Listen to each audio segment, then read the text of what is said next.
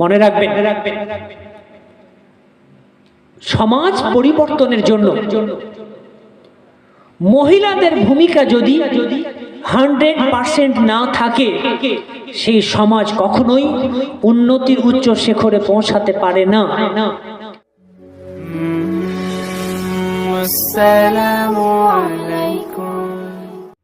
আসসালামু আলাইকুম ওয়া রাহমাতুল্লাহি ওয়া বারাকাতুহু।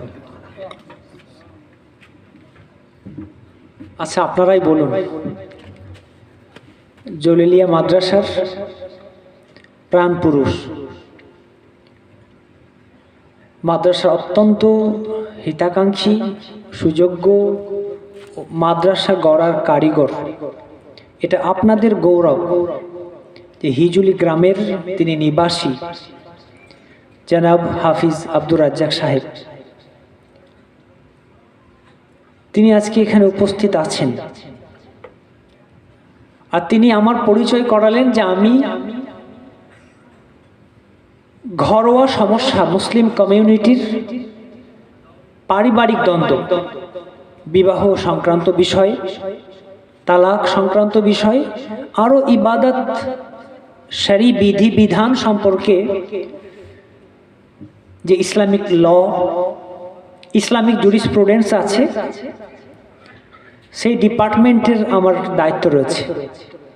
তো আমি প্রতিদিন আপনাদের সমস্ত সমস্যার ফতোয়া আমি দিচ্ছি।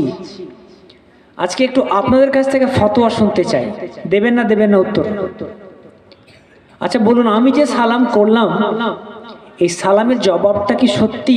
একটু বলুন তো, যেভাবে সালামের জবাব দেওয়া উচিত সেভাবে কি হয়েছে? দেখ, উত্তরটা সবাই বলছেন না, আমি সবার কাছে শুনতে চাইছি, জবাবটা কি ঠিক মতো হয়েছে?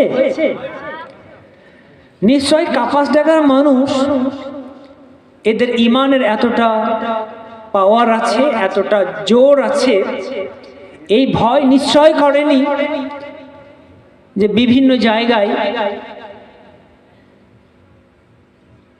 ইসলামী অনুশাসন পালন করার অপরাধে আপনার দাড়ি আছে, আপনি টুপি পরেন, আপনি মুসলিম, তাই মুসলিম হবার অপরাধে, ইসলামী অনুশাসন পালন করার অপরাধে দেশের বিভিন্ন প্রান্তে নিরপরাধ মুসলমানকে জেলে ভরে দেওয়া হচ্ছে।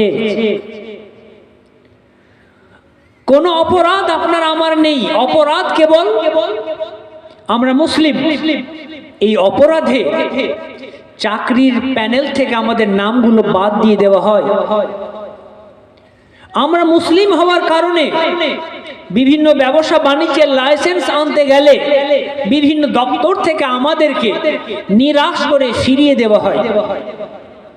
মুসলিম হিসেবে জন্মেছি, এদেশে সুনাগরিক, আমি একজন মুসলিম, এর অপরাধে অনেক অধিকার থেকে আমাদের বঞ্চিত করা হয়। কখনো আমাদের নামে এফআইআর থেকে শুরু করে অনেক রকম বিড়ম্বনায় ফেলা হয়। কিন্তু কাপাসডাঙ্গার মানুষ বা হিজলি গ্রামের মানুষ, বেগুনবাড়ির মানুষ, এই এলাকার যত গ্রাম আছে আশপাশের মানুষেরা নিঃসন্দেহে এই ভয়টা করবে না যে আমরা সালামের জবাব জোরে করে যদি দিই তাহলে এই অপরাধে আমাদের জেল ভরে দেওয়া হবে। কে কে ভয় করছেন হাত তুলে দেখান। কারো ভয় নেই, বলেন আলহামদুলিল্লাহ। আমি সততার সাথে দিন পালন করব, ইসলাম পালন করব, আমার গাল ভরা দাড়ি থাকবে, মাথায় টুপি থাকবে, নিজের ইমানের বলে বলিয়ান হয়ে মাথা উঁচু করে সগৌরবে আমরা ভারতীয় নাগরিক হিসেবে, সুনাগরিক সচেতন নাগরিক হিসেবে বসবাস করব। বলুন ইনশাআল্লাহ। সত্যের জন্য কারো কাছে মাথা নোয়াবো না। সারা জীবন আমরা বাঁচতে আসিনি। সাম্প্রদায়িক সম্প্রীতি, ভালোবাসা, প্যার মোহাব্বত, সমতা, ঐক্যতা আমরা প্রতিষ্ঠা করতে এসেছি। আমরা শান্তিপ্রেমী মানুষ। শান্তি প্রতিষ্ঠার লক্ষ্যে যদি আমাদের প্রাণও চলে যায়, আমাদের কাছে রয়েছে আমাদের ইতিহাসের পাতা খুললে বহু মহান মনীষীদের আমরা দেখেছি যারা দেশের স্বার্থে, দশের স্বার্থে নিজের প্রাণকে বিলিয়ে দিয়েছে। হাসি মুখে ফাঁসির দড়ি গলায় পড়ে নিয়েছে। আমরা তো তাদের অনুসারী, তাই আমরা সত্য বলতে, সত্য পথে চলতে কখনোই দ্বিধাগ্রস্ত হব না, বলুন ইনশাআল্লাহ। তাই আমি এটা নিশ্চিত, এটা কনফার্ম যে আমি যে সালাম আপনাদের করলাম, সালামের জবাবটা সবাই ঠিকঠাক দেননি। না দেওয়ার কারণটাও এটা নয় যে আপনারা ভয় করেছেন, তবে আমার যেটা মনে হচ্ছে হয়তো আপনারা সালামের জবাবটা এই জন্যই দিচ্ছেন না যে আমার আগে অন্তত 4-5টা বক্তা বক্তব্য রেখেছেন। এবার আপনার মাথায় হেডেক, চিন্তা যে হুজুর আবার আপনি উঠলেন, তার মানে 12টা বাজিয়েই ছাড়বেন। আমি কথা দিচ্ছি 12টা বাজাবো না, 12টা অলরেডি বেজে গেছে।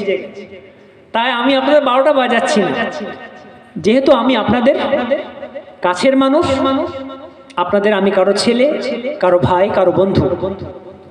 তাই বন্ধু হিসেবে, ভাই হিসেবে, সন্তান হিসেবে ও আপনাদের হাতে গড়া মাদ্রাসা বেলডাঙ্গা জলিলিয়া ইসলামিয়া দারুল হুদা মাদ্রাসার অ্যাজ এ টিচার, একজন শিক্ষক হিসেবে আপনাদের কাছেও দিনের বার্তা পৌঁছানোর দায়িত্ব তো আমার রয়েছে।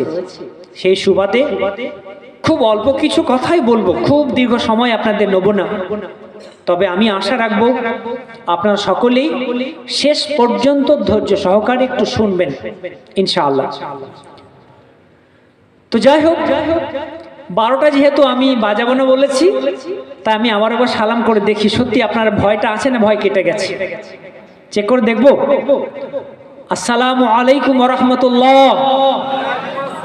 জি আলহামদুলিল্লাহ, সত্যি আপনারা যে সৎ মানুষ, সততা আপনাদের হৃদয়ে রয়েছে তা প্রমাণ করে দেখিয়েছেন। আমি দোয়া করি আল্লাহ পাক আমাদের সবাইকে কবুল করুন, ইহজগৎ ও পরকালে যেন আমরা সফলতার শীর্ষস্থানে পৌঁছাতে পারি।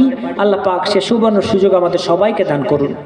আমরা যারাই বিপদ আপদে রয়েছি, বহু সমস্যায় জর্জরিত রয়েছি, আল্লাহ পাক আমাদের সবার সমস্যা দূর করে সুস্থ ও সুন্দর সুস্থ জীবন যাপন করার সুবর্ণ সুযোগ করে দিন, বলুন আল্লাহুম্মা আমিন।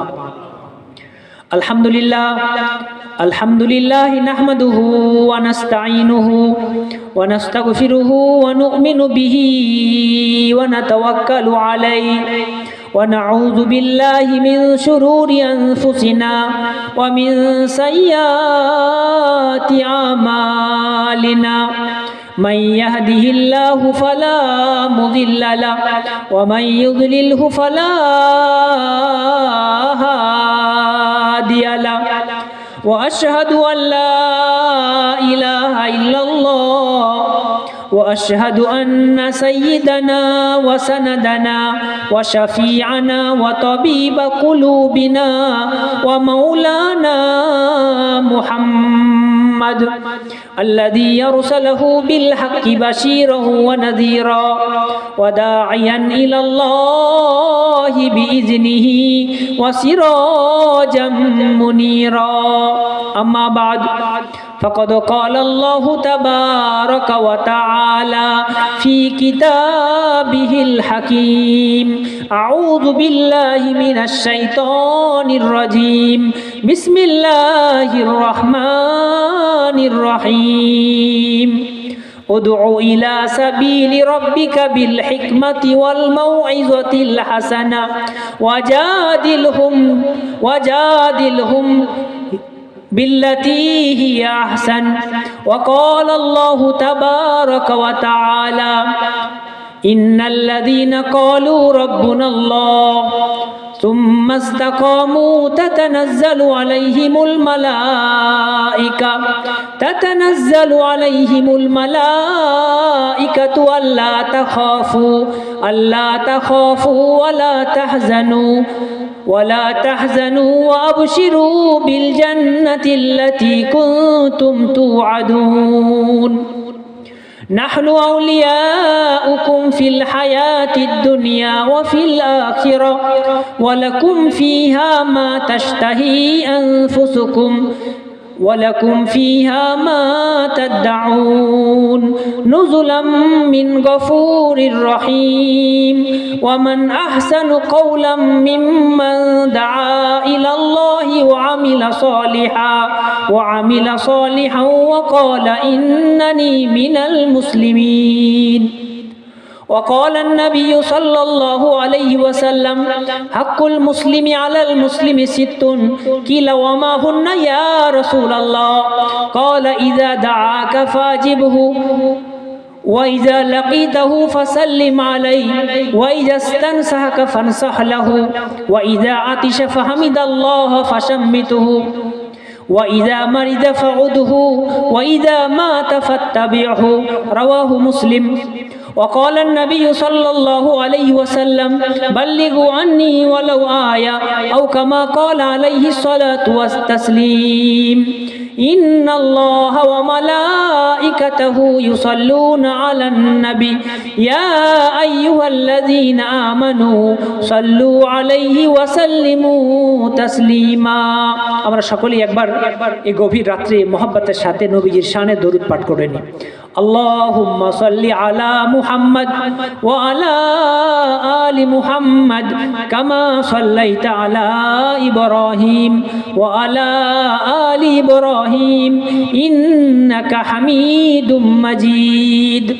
اللهم بارك على محمد وعلى آل محمد كما باركت على إبراهيم وعلى آل إبراهيم إنك حميد مجيد।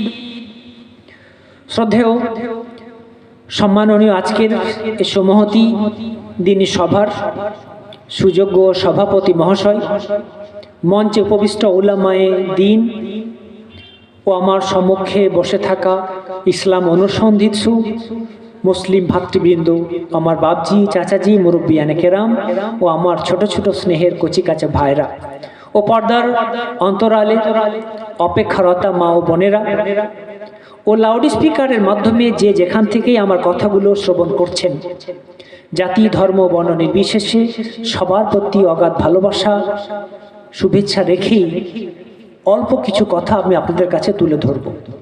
প্রথমতই আমি ধন্যবাদ জানাবো সেই সমস্ত কমিটিবৃন্দকে যাদের অক্লান্ত পরিশ্রমে ঐকান্তিক প্রচেষ্টায় আজকের মতো এই সুন্দর দ্বীনি মাহফিলের আয়োজন হয়েছে। সত্যি তারা প্রশংসার যোগ্য, কারণ রাস্তায় আমরা এখান থেকে বেলডাঙ্গা যদি যাই, রাস্তার এপাশে ওপাশে গান বাজনা ডান্স হাজার রকমের পাপাচার যুব সমাজকে ধ্বংসের দিকে আহ্বান করছে।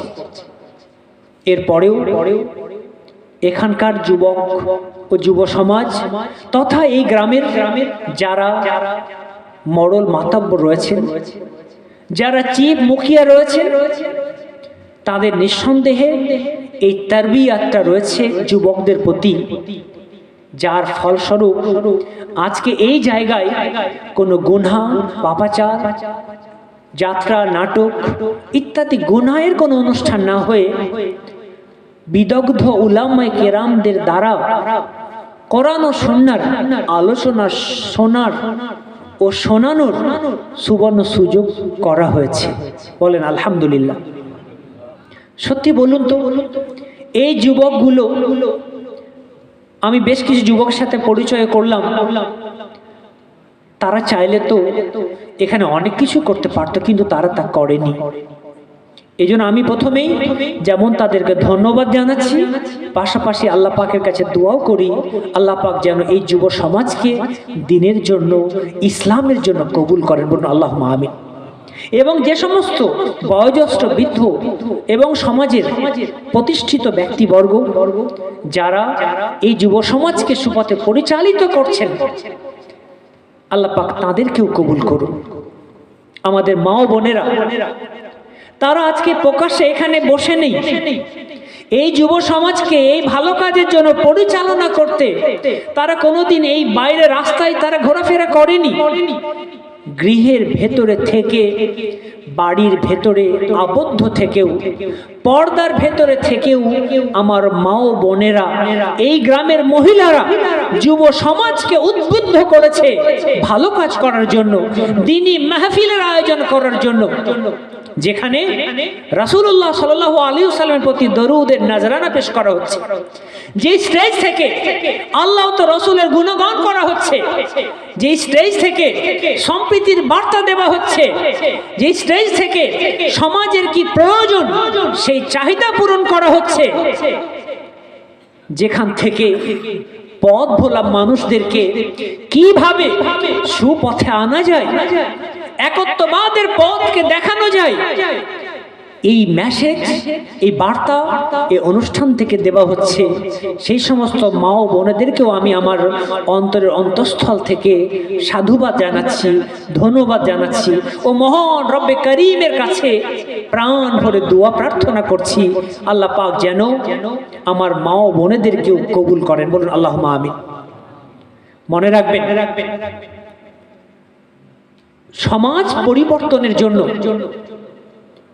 মহিলাদের ভূমিকা যদি 100% না থাকে, সেই সমাজ কখনোই উন্নতির উচ্চ শিখরে পৌঁছাতে পারে না।